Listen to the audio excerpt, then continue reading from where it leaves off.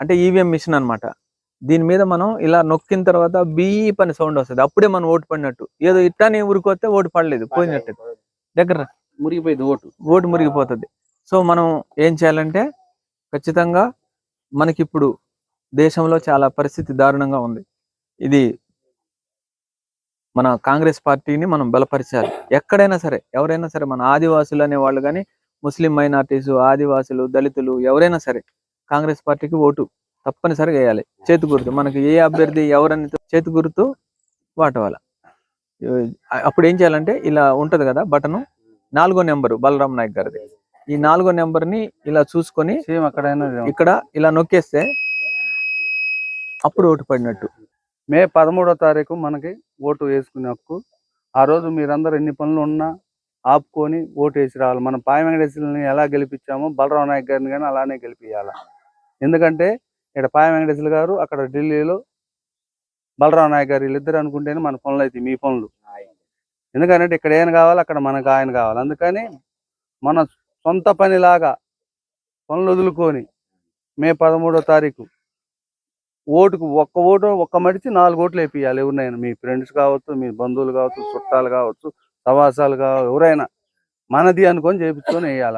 మంది 4వ గుర్తు ఎక్కుమ్మా.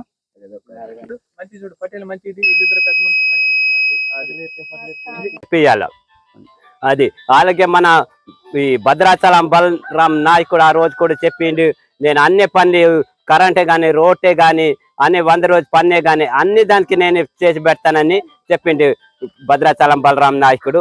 వాళ్ళు గెలిస్తే ఇక కేంద్రం గెలిచినట్టే ఉంటది. ఆ నాయకుని మనము గెలిపించాలి. 4వ నంబర్ మనము ఓటు వేయాలి. ఇది మన బలరాంకి 4వ నంబర్ ఓటు.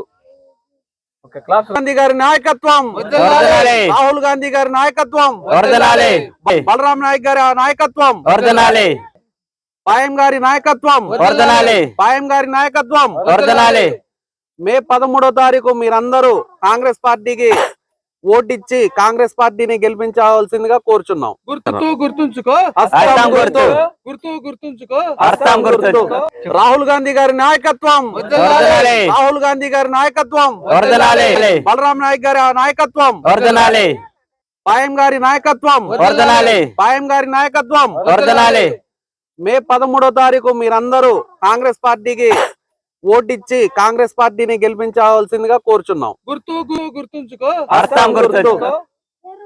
రాహుల్ గాంధీ గారి నాయకత్వం, రాహుల్ గారి నాయకత్వం, రాహుల్ గాంధీ గారి నాయకత్వం, రాహుల్ గాంధీ గారి నాయకత్వం, సోనియా గాంధీ గారి నాయకత్వం, సోనియా గాంధీ గారి నాయకత్వం, బలరాం గారి నాయకత్వం, బలరాం నాయక్ గారి నాయకత్వం, బలరాం నాయక్ గారి నాయకత్వం, రేవంత్ రెడ్డి గారి నాయకత్వం, రేవంత్ రెడ్డి గారి నాయకత్వం, పొంగులేటి సీనన్న గారి నాయకత్వం, పొంగులేటి సీనన్న గారి నాయకత్వం, తుమ్మల నాగేశ్వరరావు గారి నాయకత్వం, తుమ్మల నాగేశ్వరరావు గారి నాయకత్వం, పాయ వెంకటేశ్వర గారి నాయకత్వం, పాయ వెంకటేశ్వర గారి నాయకత్వం. గుర్తుంచుకో, గుర్తుంచుకో, చేతి గుర్తుకే మన ఓటు, చేతి గుర్తుకే మన ఓటు. అది అలాగే మన ఈ భద్రాచలం బలరాం నాయకుడు ఆ రోజు కూడా చెప్పిండు, నేను అన్ని పనులు కరెంటే కానీ రోడ్డే కానీ అన్ని 100 రోజు పన్నే కానీ అన్ని దానికి నేను చేసి పెడతానని చెప్పిండు భద్రాచలం బలరాం నాయకుడు. వాళ్ళు గెలిస్తే ఇక కేంద్రం గెలిచినట్టే ఉంటది. ఆ నాయకుని మనము గెలిపించాలి. 4వ నంబర్ మనము ఓటు వేయాలి. ఇది మన బలరాంకి 4వ నంబర్ ఓటు. మామూలుగా చెప్పలేదు.